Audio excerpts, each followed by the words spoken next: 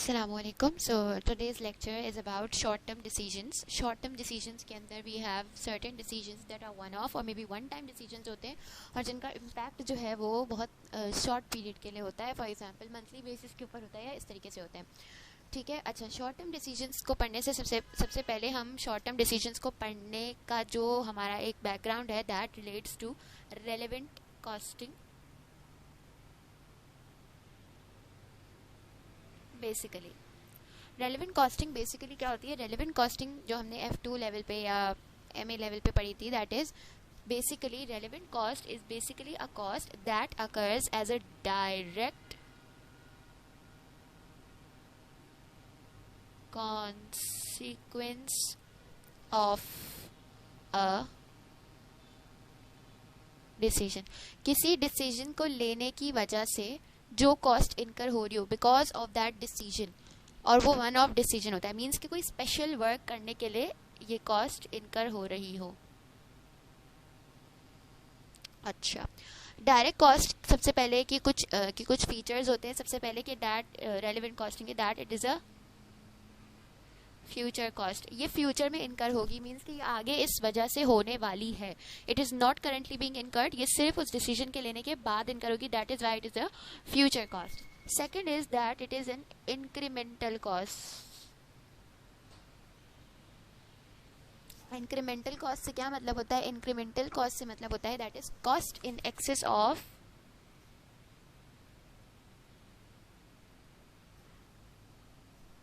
Normal cost. जो आपकी normal cost है उससे थोड़ी ज़्यादा. क्या मतलब हुआ? For example that you are working, तो आपका नॉर्मल रेंट इज 50,000. ठीक है. नाउ आपने कुछ स्पेशल वर्क किया है, जिस स्पेशल वर्क के लिए आपको एक मंथ के लिए, फॉर एग्जाम्पल 1 मंथ के लिए एक्स्ट्रा सेपरेट स्पेस चाहिए for special work. Extra space आपको चाहिए जिसकी वजह कॉस्ट हो रही है $3,000. ठीक है. सो फॉर 1 मंथ आपका रेंट हो जाता है $53,000. आपको ये चार्ज हो रहा है. नाउ इसमें से 50,000 तो नॉर्मल कॉस्ट है, but the extra 3,000 that you are incurring is basically the incremental cost or the relevant cost that occurred as a result of a decision or a special work. ठीक है. The third thing is that जो आपकी relevant costing होती है it should be a cash flow, that is it should be on cash basis. ये depreciation, non cash expenses जो होते हैं ये सब कुछ रेलिवेंट कॉस्टिंग में नहीं इंक्लूड होते हैं. जो रेलिवेंट कॉस्ट होती है it should be cash flow. Okay. Now कुछ रेलिवेंट कॉस्टिंग अब हमने पढ़ लिया है. So let's discuss some other concept, that is the concept of opportunity cost. opportunity cost basically क्या होती है? opportunity cost का मतलब ये होता है that you are giving up something or some opportunity.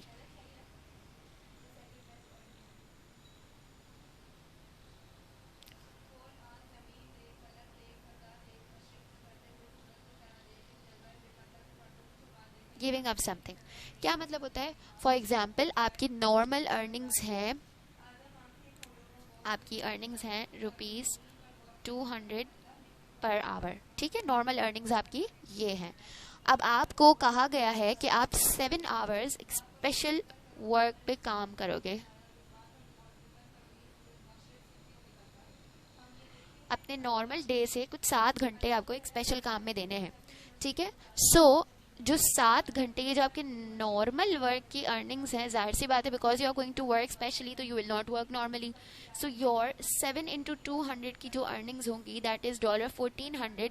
ये अर्निंग्स जो है वो आपकी लॉस्ट हो जाएंगी, मीन्स ये आप अर्न नहीं कर सकोगे because you are going to do some special work. So this is going to be your opportunity cost और that is the lost income और कॉन्ट्रीब्यूशन.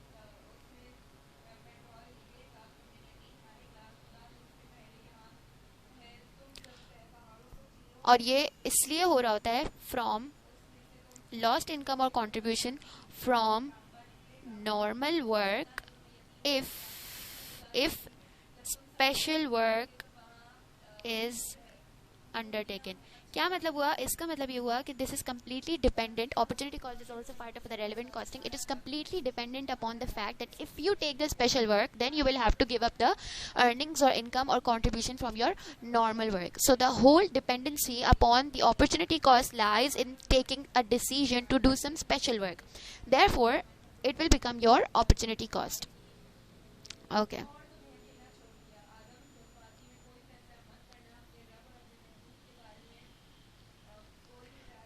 अब एक और चीज़ होती है जिसको हम कहते हैं, अभी हम इसको देखते हैं। एक एग्जाम्पल है दैट योर नॉर्मल वर्क आपको अर्न कर रहा है ₹1400, जैसे हमने पुरानी एग्जाम्पल में देखा, ठीक है। अब क्या हुआ, आपने एक स्पेशल ऑर्डर लिया, then you had to sacrifice 1400 आपने सेक्रीफाइस किया ना फॉर स्पेशल ऑर्डर। सेक्रीफाइस करने के बाद आपने स्पेशल वर्क लिया, ठीक है। अब इस स्पेशल वर्क की आपको एस्टिमेटेड जो रिटर्न मिल रहा है, जैसे इनकम थी ना उसकी 1400 थी, अब आपको मिल रही है ₹1600। सो ये 1400 तो हमने कहा था ये अपॉर्चुनिटी कॉस्ट है, because this is the lost contribution because of the special work, ठीक है। ये आपकी स्पेशल वर्क की अर्निंग्स हैं। तो ये जो 1400 से 1600 तक का सफ़र है, जिसके अंदर हमारे पास ₹200 एक्स्ट्रा आ रहे हैं, इसको कहते हैं डिफरेंशियल कॉस्ट।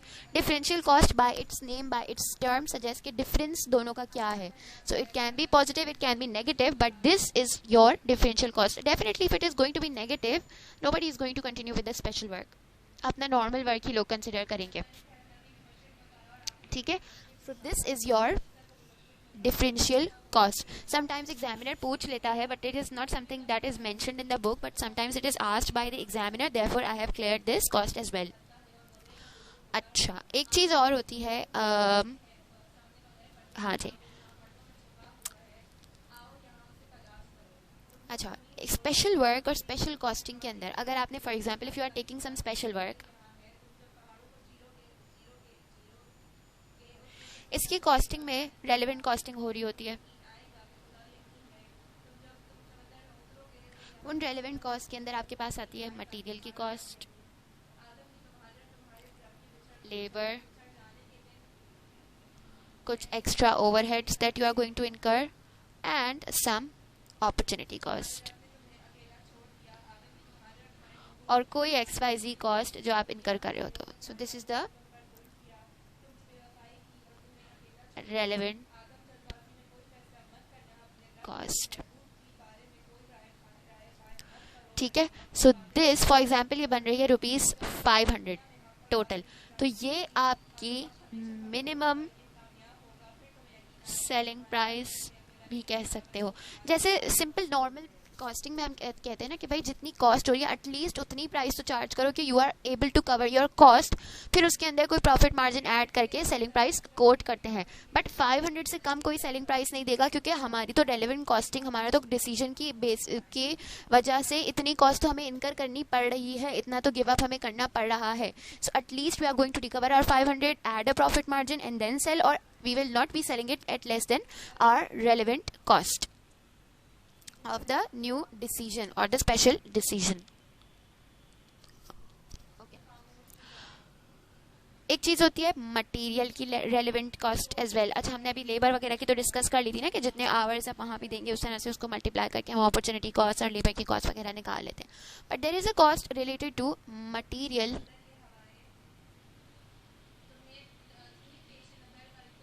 मटेरियल की रेलेवेंट कॉस्ट। अब क्या हुआ है, सपोज करें that we need direct material, ठीक है, फॉर स्पेशल वर्क। हमें स्पेशल वर्क के लिए, कुछ स्पेशल काम करने के लिए कुछ डायरेक्ट मटेरियल की ज़रूरत है। और एक चीज़ हम और भी सपोज करते हैं कि we have that material available in stock, ठीक है। अब हमारे पास वेयर हाउस में वो मटेरियल अवेलेबल है। अच्छा, ये सिचुएशन हमने एनालाइज कर ली। अब क्या होता है, एक सिचुएशन हो सकती है कि मटेरियल इज रेगुलरली यूज्ड, मतलब ये कि दैट मटेरियल आपके नॉर्मल प्रोडक्शन में, अदर प्रोडक्शन प्रोसेस में यूज हो रहा है। ठीक है, अब एक चीज तो ये हो गई, और दूसरी चीज ये कि it is material is not regularly used. Material use ही नहीं होता, ऐसे ही स्पेयर में पड़ा हुआ है, 2-3 साल पहले खरीदा था, it is lying there in spare. But it is, if it is regularly use means आपके दूसरे प्रोसेसेस में भी इसकी ज़रूरत है। अब क्या करेंगे, आपके रूटीन वर्क में ये यूज़ हो रहा है, स्पेशल वर्क में नहीं, रूटीन वर्क में, नॉर्मल वर्क के अंदर भी ये यूज़ हो रहा है। ऐसी सिचुएशन में हम क्या करते हैं कि हम we do not create any disturbance to our routine work,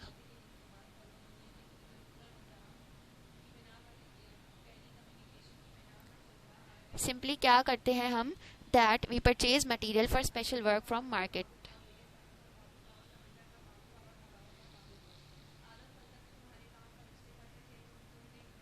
मतलब इसका ये हो गया कि आप सिंपली जाके उसको स्पेशली खरीद लो, तो उसकी relevant cost is going to be your purchase price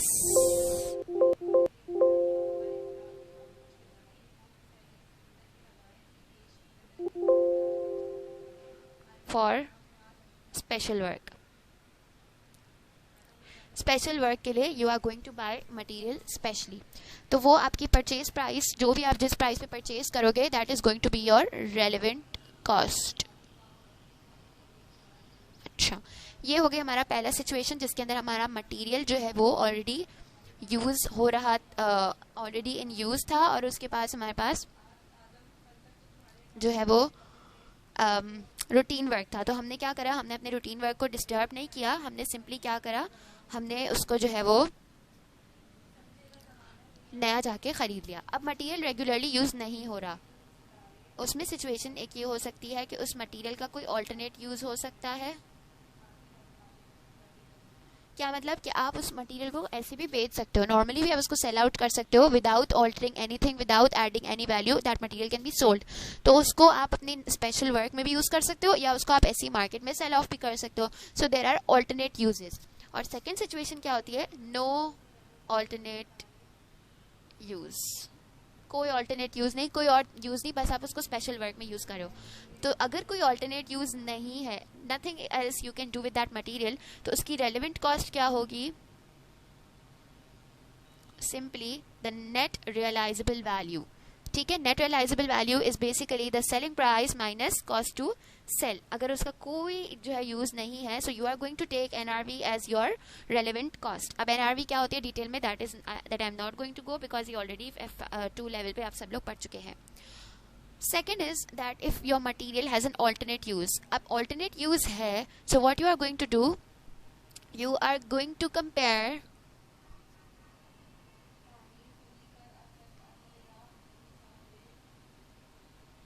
market price of substitute use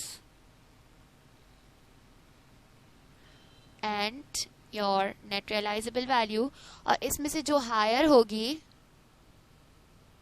वो हम ले लेते हैं रेलेवेंट कॉस्ट के लिए। कभी कभार हो सकता है नेट रियलाइजेबल वैल्यू ही हायर हो, so you are going to take the NRV. But if your market price of substitutional use is higher, then you are going to take that.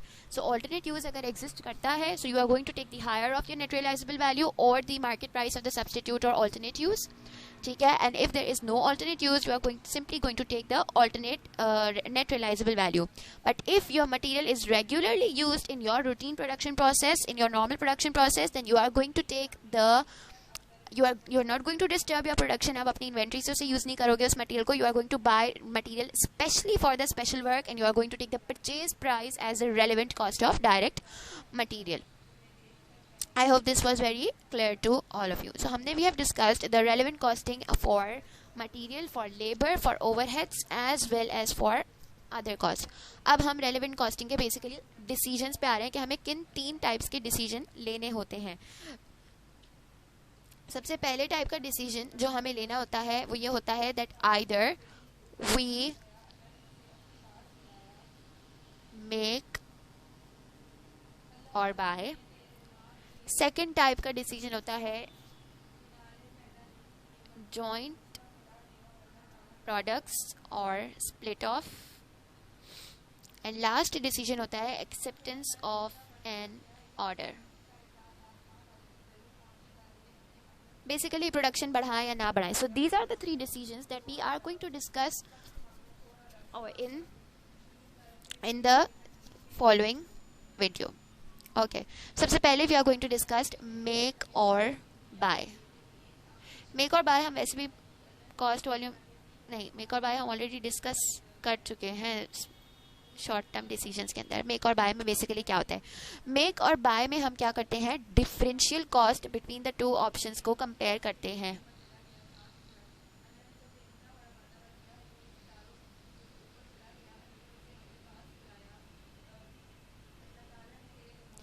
Differential cost make or bye में क्या होती है? या तो आप in house खुद बना लो अपनी प्रोडक्शन से, या आप एक्सटर्नली आउटसोर्स कर दो, या एक्सटर्नल बायर से ले लो. तो इसका फाइनेंशियल बेसिस डिसाइड करने का ये होता है कि आप दोनों की डिफरेंशियल कॉस्ट को कंपेयर करो. क्या मतलब हो गया डिफरेंशियल कॉस्ट को कंपेयर करने का? मतलब ये होता है, डिफरेंशियल कॉस्ट को बेसिकली कंपेयर करने का मतलब ये होता है कि आपको इन हाउस बनाने की जो भी कॉस्ट पड़ी है वो, और जो आपको बाहर से खरीदने की कॉस्ट है, उन दोनों को कंपेयर करो, और उसमें से जो आपको हायर लग रही हो, या यानी कि जो आपका मेथड जो है वो सस्ता हो या जो आपके लिए फीजिबल हो, you choose that option. For example that your in house cost is $19 and your external supplier is charging you $17.2. In such a situation, अगर आप खाली जो है वो फाइनेंशियल बेसिस पे डिसाइड करोगे, so you are going to go for this option to externally outsource it. अब उसकी कॉस्टिंग जो है वो सारी क्वेश्चन टू क्वेश्चन वेरी करती है, so we cannot simply say कि हम कौन कौन सी कॉस्ट लेंगे, but we have a simple idea कि एक होता है कि जब हम लोग एक्सटर्नली सप्लायर के पास जाते हैं तो आपको एक प्राइस कोट करके ऑलरेडी दे देता है, तो आपको उसके अंदर कोई एज सच कॉस्टिंग करने की ज़रूरत नहीं पड़ती. प्राइस कोट करके दे देता है और डिस्काउंट्स वगैरह जो भी अवेलेबल होते हैं वो बता देता है. इन हाउस प्रोडक्शन में अगर आपको कॉस्टिंग करनी है, you will have to add your direct material, direct labour, overheads, all the cost that are related to the production of a good or service. और पर यूनिट बनाने की जो cost हम इतनी सारे तरीके यूज़ कर चुके हैं, सो वो आपको जो आपके पुराने तरीके हैं उन्हीं की बेसिस पे आपको कैलकुलेट करनी होती है. ठीक है, so you are going to decide based on this method. अब सेकंड जो नॉन फाइनेंशियल फैक्टर्स होते हैं between make or buy decision, वो ये होते हैं. For example if you are make का डिसीजन आपने लेना है, सबसे पहले आपको ये देखना है कि आप के पास रिलायबल सोर्सेज अवेलेबल है या नहीं. आपका सप्लायर है रॉ मटेरियल का रिलायबली अवेलेबल, आपके पास रिलायबल लेबर फोर्स अवेलेबल है या नहीं, आपके जो है वो machinery, everything, your resources, your background should be reliable. Second चीज़ होती है that you need to keep a control. अगर आपको अपने प्रोडक्ट की क्वालिटी, अपने प्रोडक्ट की रिलायबिलिटी, अपने प्रोडक्ट की डिलीवरी टाइम, सब चीज़ों पे कंट्रोल रखना है, then you are simply going to choose the make option. Third, कि आपके मेक ऑप्शन की कॉस्ट जो है वो कम आ रही है, दैट इज़ फाइनेंशियल फैक्टर जो हमने डिस्कस किया. और यू कैन सिंपली से कि आपके लिए स्पीड ऑफ डिलीवरी बहुत ज़्यादा इंपॉर्टेंट है, मीन्स कि आपको बिल्कुल टाइमली डिलीवरीज चाहिए और आप किसी और के ऊपर रिलाई नहीं कर सकते for timely deliveries, then you are definitely going to make it in house. अब अपने विद इन योर बिजनेस ही इस चीज़ को, डिसीजन को अपने पास तक रखते हो, बिकॉज आपके लिए डिलीवरी टाइम बहुत इंपॉर्टेंट है and you can not risk it by outsourcing into an external supplier. दूसरी चीज़ ये होती है कि कैपेसिटी, अवेलेबल कैपेसिटी. अगर आपके पास कैपेसिटी अवेलेबल है, रिसोर्सेज हैं, then definitely you are going to go for making. But if you do not have capacity, then you are going to go for external supplier.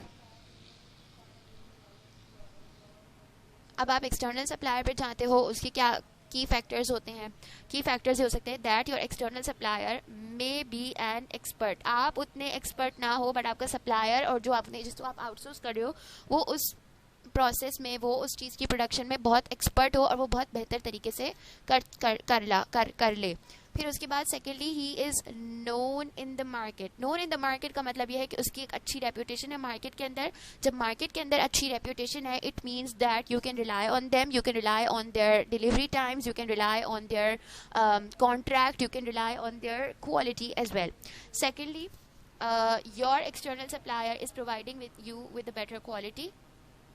आपकी quality से भी ज़्यादा अच्छा क्वालिटी जो है वो बेटर एक्सटर्नल सप्लायर दे रहा है, और आपके लिए अगर क्वालिटी इंपॉर्टेंट है, then you will definitely be willing to bear a higher cost and buy it from an external supplier. And thirdly, again cost का फैक्टर आ जाता है कि ये आपसे कम चार्ज कर रहा हो as compare to your making decision. तो ये जो फैक्टर है ये हमारा फाइनेंशियल फैक्टर है. बाकी हमारे पास नॉन फाइनेंशियल रीजंस हैं फॉर आउटसोर्सिंग.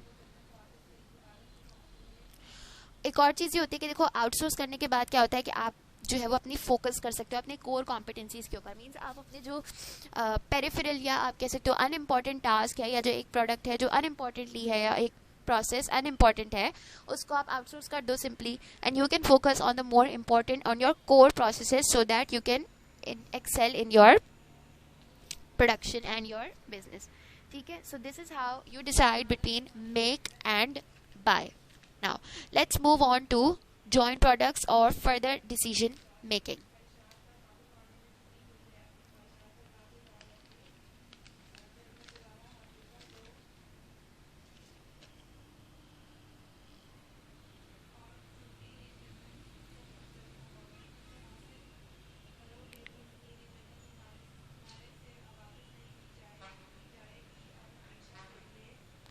इसमें हमारा कॉन्सेप्ट अप्लाई हो रहा होता है बेसिकली प्रोसेस कॉस्टिंग का। प्रोसेस कॉस्टिंग का if you remember from your previous studies, process costing के अंदर बेसिकली ये होता है कि एक प्रोसेस 1 है,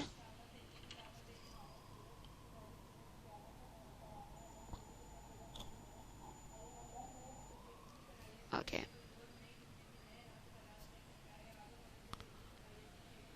प्रोसेस 1 है। इस प्रोसेस से हमने एक प्रोसेस 2 में गए। ठीक है, अब इस प्रोसेस के अंदर हमारे पास एक निकला joint product 1 and joint product 2। ये जो पॉइंट है ना जहां से हमने दोनों प्रोसेसेस को फर्दर प्रोसेस करना है या नहीं करना, यानी कि दिस पॉइंट एट वेयर हमारे दोनों प्रोडक्ट सेपरेट हो गए, इसको हम कहते हैं स्प्लिट ऑफ पॉइंट।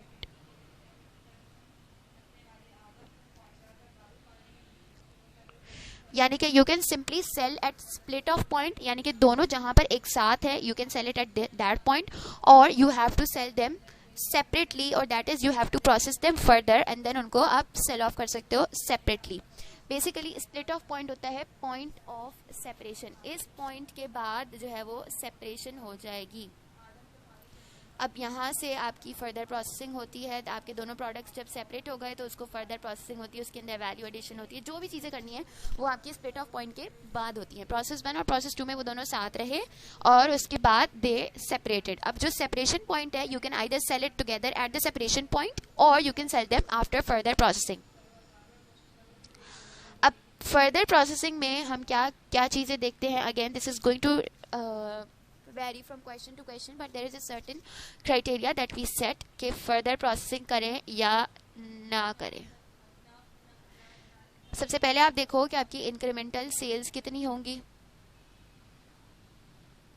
अगर आप उसको अलग अलग सेल करोगे तो आपको क्या प्रॉफिट मिलेगा, और अगर आप उनको साथ सेल करोगे तो क्या सेल्स होंगी, तो उसकी कुछ इंक्रीमेंटल वैल्यू जो होगी that is going to be your incremental sales and your incremental cost.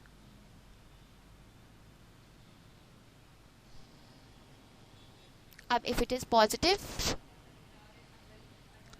you have to sell it after further processing, but if it is negative then it is better that you sell it at the split off point or you can sell it simply together। अच्छा, further processing में या जो भी joint products में हम simply हमारे लिए जो कॉमन और जॉइंट कॉस्ट होती है जो दोनों एक साथ इनकर कर रहे होते हैं दे आर इररेलेवेंट। हमारी रेलेवेंट कॉस्टिंग खाली वो होती है जो फर्दर प्रोसेसिंग से रिलेटेड होती है, जो इंक्रीमेंटल होती है आफ्टर, जो मतलब ये कि फर्दर प्रोसेसिंग हर एक प्रोडक्ट को करने की जो कॉस्ट होती है दैट इज रेलेवेंट, जो उनके एक साथ जो करने की कॉस्ट है दैट इज इररेलेवेंट।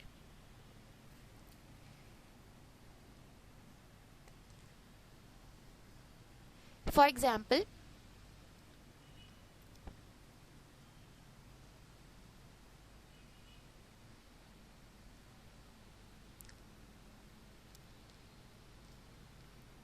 चलो लेट्स डू एन एग्जाम्पल।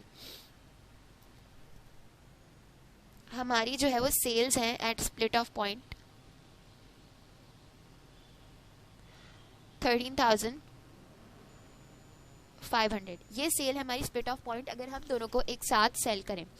ठीक है, अगर हम इन दोनों को आफ्टर प्रोसेसिंग सेल करें तो हमारी सेल्स आ रही है 19,350। Definitely there is some increment. तो हमारी इंक्रीमेंटल सेल्स जो है वो आ गई 5850. This is the incremental sales that you are getting. अब इसके बाद हमें इसमें इंक्रीमेंटल कॉस्ट देखनी होती है.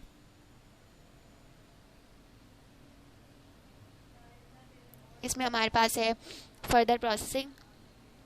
फर्दर प्रोसेस करने की कॉस्ट है इसमें हमारे पास, मतलब फर्दर प्रोसेसिंग करने की जितनी भी कॉस्ट है, अपॉर्चुनिटी कॉस्ट है क्योंकि that is also a relevant cost. Further suspension, ठीक है. ये सारी कॉस्ट मिला के हमारे पास आ रही हैं फॉर एग्जांपल 1125, आपके पास आ रहे हैं 5600 and 137.5 as your opportunity cost. तो आपके पास लॉस फ्रॉम फर्दर प्रोसेसिंग आ रहा है $1012.5 नेगेटिव आ रहा है. मीन्स कि आपका इंक्रीमेंटल जो रेवेन्यू है it is lesser than your incremental cost. Means आपको फायदा कम हो रहा है, नुकसान ज्यादा हो रहा है, कॉस्ट ज्यादा इनकर करोगे but you are not going to earn enough revenue to cover that cost. तो ऐसी सिचुएशन में your decision is going to simply sell it off at the split off point, because उस point पे आपको profit इनकर हो रहा होगा, लेकिन क्योंकि फर्दर प्रोसेसिंग के बाद सेल ऑफ कर रहे हो then you are incurring a loss making situation. Okay, one more thing that we are going to do कि प्रोसेस के अंदर प्रोसेसिंग जब हम कर रहे होते हैं तो उस प्रोसेस के अंदर लॉसेस हो रहे होते हैं, वेस्टेजेस हो रही होती हैं, लॉसेस हो रहे होते हैं. ठीक है. So if your loss is at start, एक लॉस होता है जो बिल्कुल स्टार्ट में हो जाता है और एक लॉस होता है that happens during the process. ठीक है. यूजुअली ये प्रोसेस कॉस्टिंग का पार्ट होता है and this is something that is very minorly tested but because it is tested that is why I am explaining it to you. कि for example you have 700 kg of input, there is a loss of 10% at start. बिल्कुल शुरू में ही जो है 10% का loss हो गया और कॉस्ट ऑफ प्रोसेसिंग है $3 per kg. ठीक है.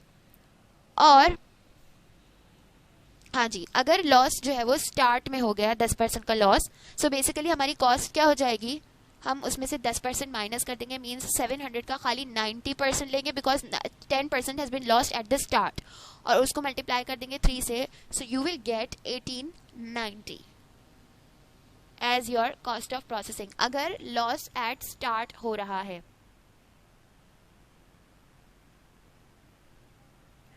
But if this loss occurred during the process, process करने के वजह से ये लॉस हो रहा है.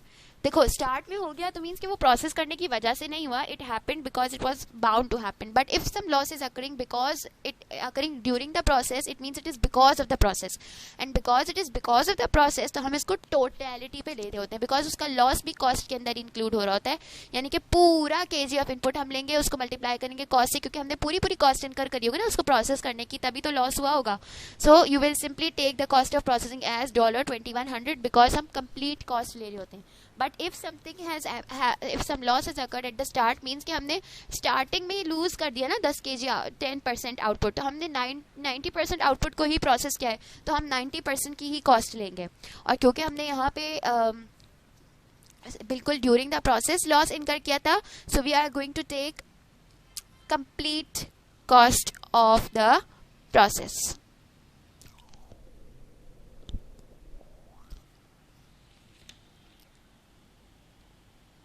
Okay, the third decision is basically your shutdown decision, that is to continue or to discontinue.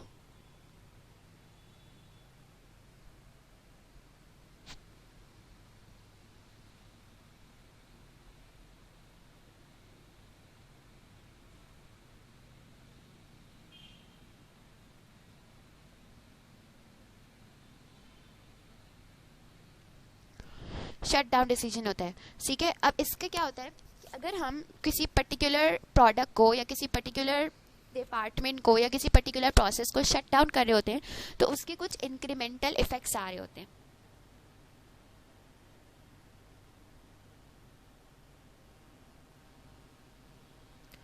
अब वो इंक्रीमेंटल इफेक्ट्स जो होते हैं they can be positive and they can be negative. For example आपका सबसे पहले तो लॉस होता है कॉन्ट्रीब्यूशन.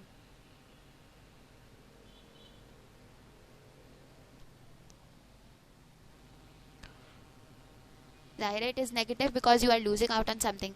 दूसरे आपकी होती है डिस्पोजल की कॉस्ट इनकर करनी पड़ती है, डिसमेंटलिंग कॉस्ट, सब चीज़ें कॉस्ट वगैरह होती है. This is just an example, exhaustive list नहीं है, this is just an example. तो you will have to incur some costs. फिर उसके बाद आपके कुछ डायरेक्ट और फिक्स्ड कॉस्ट सेव हो रही होती है. क्योंकि कॉस्ट सेविंग हो रही है, definitely it is going to come as positive. Again you will have to incur a redundancy cost. Obviously you are going to make some employees redundant and you will have to incur that cost as well. फिर उसके बाद आपकी कुछ opportunity income होगी. जाहिर है इस चीज़ को बंद करके आप कहीं ना कहीं कोई और चीज़ तो इनकम अर्न कर ही रहे होगे. So it is going to be something that is going to be positive. फिर उसके बाद कोई अदर इफेक्ट हो रहा हो, आपको लीगल कॉस्ट कोई बेयर करनी पड़ रही हो, कोई भी ऐसी कॉस्ट हो जो आपको बेयर करनी पड़ी हो, which can be positive and which can be negative as well. ठीक है. सो इसका जो टोटलिटी के ऊपर बेनिफिट या लॉस हो रहा होता है ऑफ शटडाउन,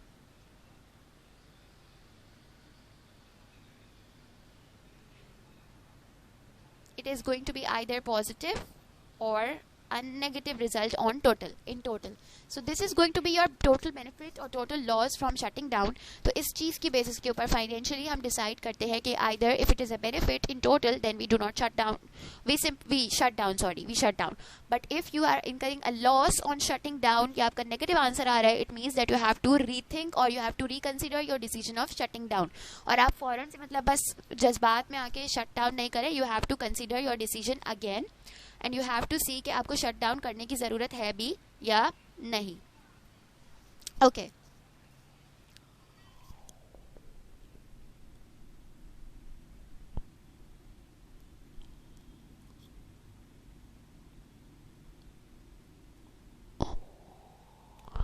कुछ ओवरव्यूज जो हमारी कुछ टिप्स एंड ट्रिक्स हैं, दैट इज हमारे डिसीजंस के अंदर generally, this is not an exhaustive list again, generally relevant cost कौन कौन सी होती हैं. Relevant cost are basically opportunity cost. Opportunity cost is always relevant. हमने लाइफ साइकिल कॉस्टिंग में पढ़ा था कि it is not relevant, but now we are short term decisions के लिए opportunity cost are relevant. Second is आपकी differential cost जो कि हमने कैलकुलेट की थी.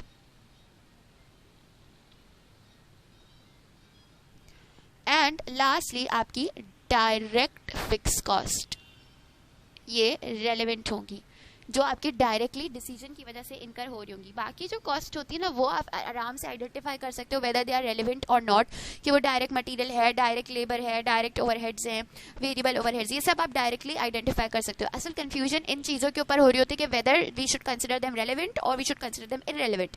तो इन चीज़ की, इस चीज़ को थोड़ा डिफरेंशिएट करने की एक लिस्ट है. दैट इज अपॉर्चुनिटी कॉस्ट होगी, that is going to be relevant, differential cost is going to be relevant, and lastly direct fix cost.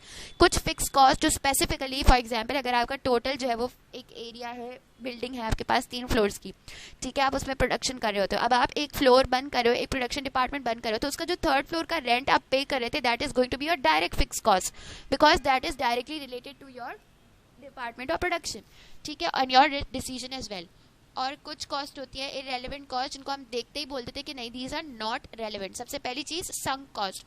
जो संक कॉस्ट क्या होती है? संक कॉस्ट और दोस्त कॉस्ट जो आप इनकर कर चुके होते हो, लीगल कॉस्ट, प्रोफेशनल कॉस्ट, किसी चीज़ को सर्च करने की कॉस्ट, कोई marketing and research development cost, ये सब चीज़ें आप ऑलरेडी इनकर कर चुके होते हो. मतलब there is no going back to this cost.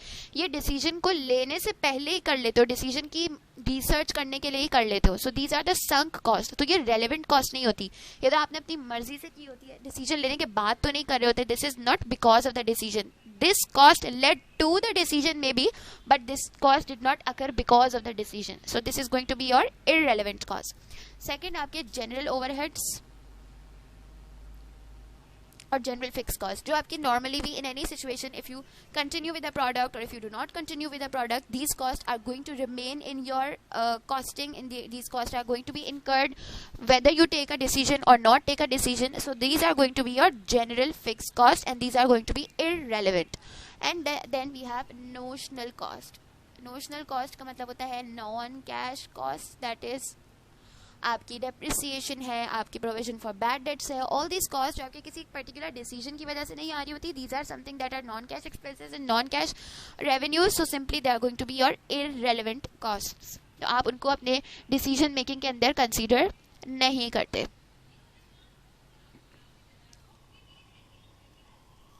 Okay एक चीज़ और होती है कि when you are shutting down,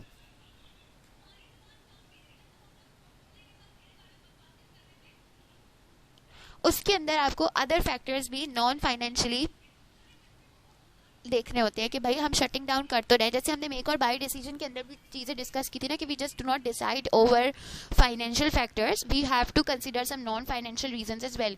और कभी कभार हमारे नॉन फाइनेंशियल रीजंस जो है वो हमारे फाइनेंशियल फैक्टर के ऊपर होते हैं, they are more important than financial factors, and even though it is not financially viable, हम एक डिसीजन फिर भी ले रहे होते हैं because of its non financial viability. ठीक है, सो शटिंग डाउन के भी कुछ नॉन फाइनेंशियल फैक्टर्स होते हैं that we have to consider. सबसे पहले ये कि what will be the impact on employees.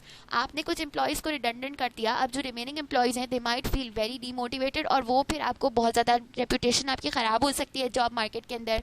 They might feel distracted, they might feel insecure, उनकी फिर कमिटमेंट लेवल जो होता है वो डिक्रीज हो जाता है, उनका डेडिकेशन लेवल कम हो जाता है। सेकंड, आपकी शटिंग डाउन का कंपेटिटर रिएक्शन। आपने शट डाउन तो कर दिया बट आपके कंपेटिटर ने अपने शटिंग डाउन का फ़ायदा उठा के वही चीज़ खुद से करनी शुरू कर दी, तो then you have to consider that as well कि कंपेटिटर्स किस तरह से रिएक्ट करेंगे। Obviously your competitors are not going to react in your favour, but you can control their reaction और you can simply control your reaction to their reaction. तो आप उनको ऐसा like you do not take any foolish decisions that led to your competitors reacting in a very positive way and in a way that can harm you. Then आपके customers का क्या reaction हो सकता है?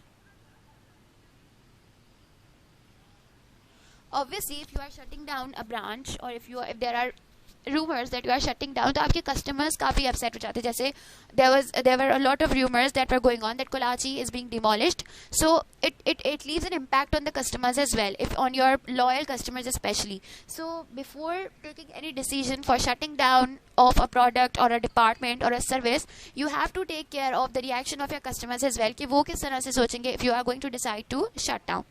And lastly we have our suppliers reaction.